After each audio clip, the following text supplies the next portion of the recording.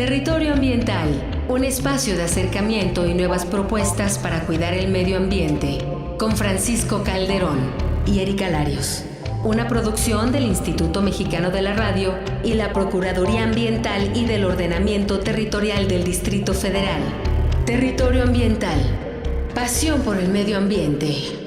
Aquí estamos nuevamente juntos a través de nuestras líneas de comunicación, ya sea internet y también radiales. Soy su amiga Bonnie Perete y estamos ya en Territorio Ambiental. Y como nos lo prometió, está de nuevo con nosotros el doctor Manuel Perló Cohen, investigador de la UNAM, quien nos hablará sobre inundaciones en la Ciudad de México. Como siempre, los dejo con la grata compañía de Paco Calderón, Francisco Calderón y por supuesto, Erika Larios. Adelante. Gracias, Bonnie Perete. El doctor Manuel Perló Cohen es licenciado en Economía por la Universidad Nacional Autónoma de México y doctor en Planeación Urbano Regional por la Universidad de California en Berkeley. Como en todas las emisiones, nos acompaña Erika Larios. ¿Qué tal, Paco? El doctor Perló ha impartido clases en la UAM Xochimilco, la Universidad de California, Stanford y la Javeriana de Bogotá y es autor de varios libros y artículos. Actualmente es investigador de tiempo completo del Instituto de Investigaciones Sociales de la UNAM,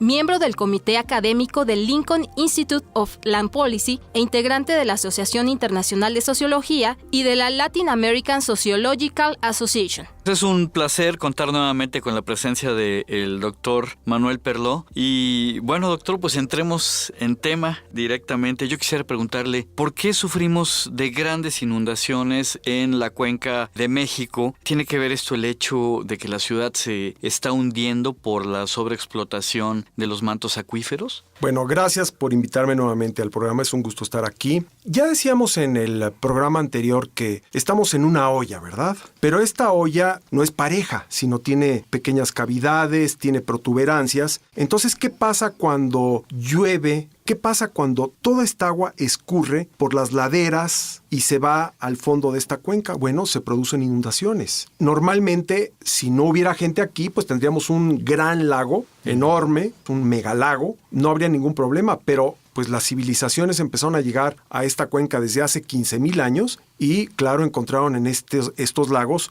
una fuente de riqueza de vida enorme y entonces estos poblamientos tuvieron que padecer las inundaciones de manera permanente. Y este tema no lo hemos solucionado durante siglos, no hemos logrado, digamos, evitar este poblamiento en la parte más baja de la cuenca. Y por otro lado, las obras que se han hecho para evitar estas inundaciones, si bien nos ayudan a evitar una inundación catastrófica como la que vivieron los mexicas o como la que vivió la Ciudad de México en 1629, cuando estuvo 5 años inundada, hasta 1635, y prácticamente algunos pensaban que desaparecería la ciudad y que había que cambiar la sede de los poderes virreinales, la capital, a otro lugar. Y después, durante toda la colonia y el siglo XX y todavía hasta los años 50 del siglo pasado, hubo inundaciones. Grandes inundaciones que afectaron la parte central. Para resolver ese problema se hizo un gran sistema de drenaje profundo que está construido de manera que no lo afectan estos hundimientos que se dan en el subsuelo. ¿Por qué ocurren estos hundimientos? Bueno, porque estos acuíferos de los que hablábamos en el programa pasado, se les extrae mucha agua y al extraer más agua de la que se infiltra por lluvia, entonces empiezan a comprimirse, además por toda la construcción tan importante que hay sobre la ciudad,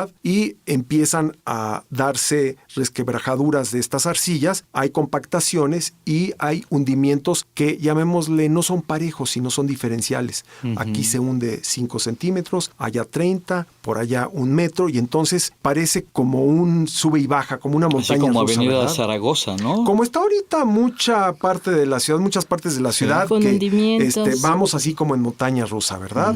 Entonces sí hay estos hundimientos que generan problemas pues de zonas más deprimidas que otras y siguen ocurriendo inundaciones en más de 100 puntos de la ciudad, desde encharcamientos, digamos que son temporales, hasta inundaciones. Afortunadamente no vamos a padecer una mega inundación porque tenemos el drenaje profundo, tenemos otro sistema de salida que es el canal del desagüe, que desafortunadamente ya ha perdido parte de su pendiente natural, pero se está construyendo una tercera salida muy importante que se llama el túnel emisor oriente, que es otro gran tubo que está a 200 metros de profundidad por 60 kilómetros de largo, que va a salir al estado de Hidalgo. Esto nos va a dar otra válvula de seguridad adicional a las que ya tenemos para evitar estas mega inundaciones. Pero eso no quiere decir que dejemos ya de sufrir encharcamientos, inundaciones, porque no se puede conectar toda la ciudad, digamos, a estos grandes sistemas. Además, hay zonas en donde ya por estos hundimientos diferenciales, aun cuando exista el drenaje, hay una contrapendiente y por eso se provocan inundaciones. Doctor, a diferencia de otras ciudades del mundo donde sus ríos son importantes destinos turísticos, los ríos de la Ciudad de México se encuentran entubados o en su gran mayoría. ¿Qué papel juegan o deberían jugar los ríos de la ciudad para evitar las inundaciones? Bueno, los ríos siempre han sido muy importantes porque eran las grandes venas alimentadoras del sistema de lagos. Y además de ahí se extraía el agua para los ranchos, las haciendas y todas las propiedades que abastecían de productos alimenticios, pero pues los fuimos desecando.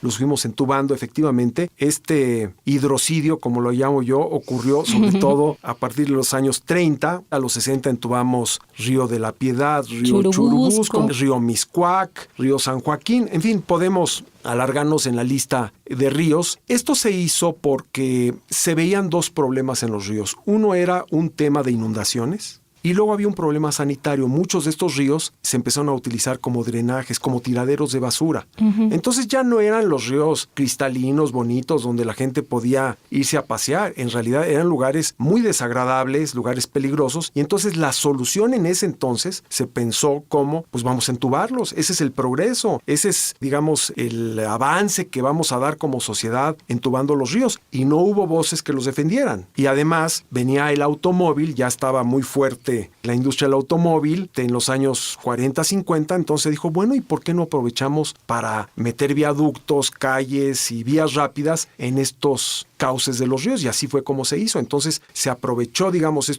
una manera de combatir estos dos problemas y no se vio en ese momento, digamos, que estábamos atacando un problema equivocadamente, con la solución incorrecta. Pero la solución hubiera sido, vamos a limpiar esos ríos, vamos a construir los drenajes, vamos a motivar a que la gente no se asiente en las márgenes de los ríos. Había miles de familias que vivían en las márgenes de los ríos. Todavía hay familias en el Ajusco y en muchas partes de la ciudad que viven pegadititos a los ríos y con mucha frecuencia escuchamos que se desgajó el cerro y se llevó no sé cuántas casas y murieron tantas personas, o fue el río el que causó, digamos, por esta invasión indebida, estos asentamientos irregulares que se han establecido en las márgenes de los ríos, los que realmente provocaron originalmente el problema. Y el saneamiento de las cuencas también, digamos, doctor. Yo recuerdo que en algunos textos Miguel Ángel de Quevedo hablaba de la invasión, digamos, de todos estos bosques que están en las partes altas de la Ciudad de México y que provocaba también que estas bajadas de agua, que no había nada que las detuviera, hacía que se desbordaran estos ríos. Sí, en muchos sentidos Miguel Ángel de Quevedo fue un visionario y una gente realmente con una idea muy, muy precisa de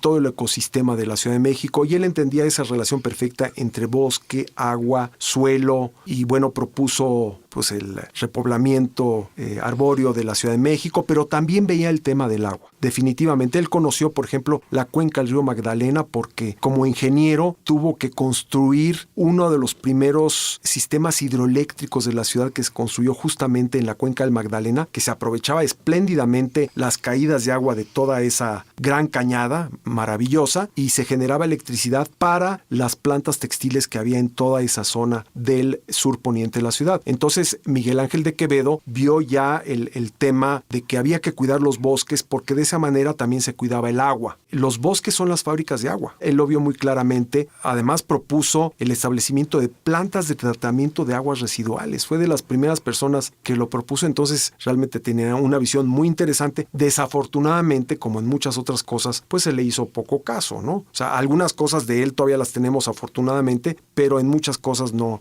se siguió su consejo.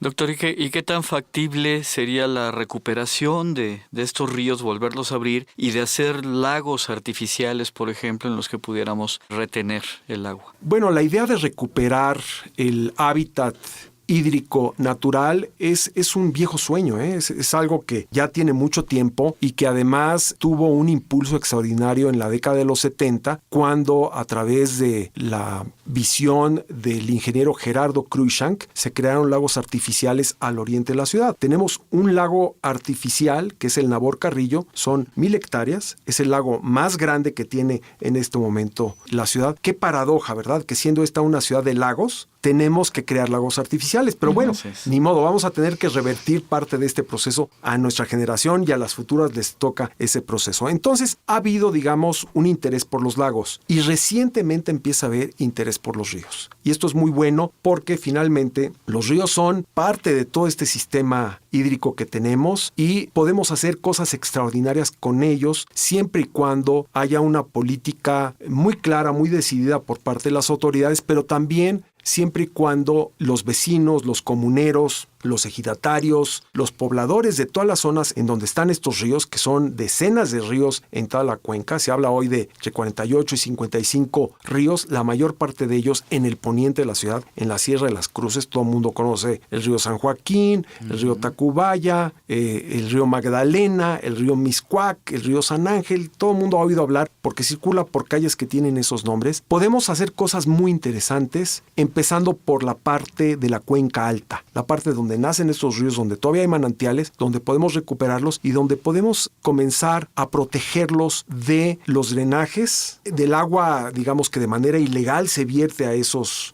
cauces, y también evitar que se llenen de basura. Es una tarea titánica, pero la podemos hacer y seguir el ejemplo de muchas ciudades del mundo que han encontrado que sus ríos son sus mejores aliados para el abastecimiento de agua, para la regulación del clima, porque la existencia de cuerpos de agua es muy importante para evitar, digamos, las altas temperaturas. Pueden proporcionar paisajes maravillosos y también pueden servir como áreas para recarga de acuíferos. Es decir, los beneficios de recuperar los ríos son enormes. Claro. Doctor, pues agradecemos muchísimo su presencia nuevamente en Territorio Ambiental y bueno, ojalá contemos con su presencia en alguna otra ocasión. Yo encantado de la vida de estar aquí con ustedes. Muchas gracias. Muchas Paco. Gracias, doctor. Agradecemos al equipo de producción, Carolina Durán, Alberto García Bojorges, Román Corona y en los controles técnicos, Edgar Zárate. Boni Perete. Muchísimas gracias a Francisco Calderón, a Erika Larios y por supuesto, muchas gracias de nueva cuenta a nuestro invitado, el doctor Manuel Perló, por habernos platicado sobre las inundaciones aquí en la Ciudad de México. Hay que prevenirnos. A nuestro auditorio les recuerdo que pueden seguir a La PAOT a través de las redes sociales. Esto es en Facebook, en Twitter y YouTube. O también hay otra posibilidad de comunicación, el sitio de internet, cuya dirección es la siguiente: www.paot.mx. O si así lo prefieren, pueden acercarse vía telefónica al 52 65 07 80 o en las oficinas ubicadas en Medellín 202, Colonia Roma, Delegación Cuauhtémoc, esto entre la calle de Chiapas y Tapachula. Los esperamos en la próxima emisión de Territorio Ambiental, pasión por el medio ambiente. Soy Boni Perete. Territorio Ambiental, un espacio de acercamiento y nuevas propuestas para cuidar el medio ambiente. Con Francisco Calderón y Erika Larios. Una producción del Instituto Mexicano de la Radio y la Procuraduría Ambiental y del Ordenamiento Territorial del Distrito Federal. Territorio Ambiental, pasión por el medio ambiente.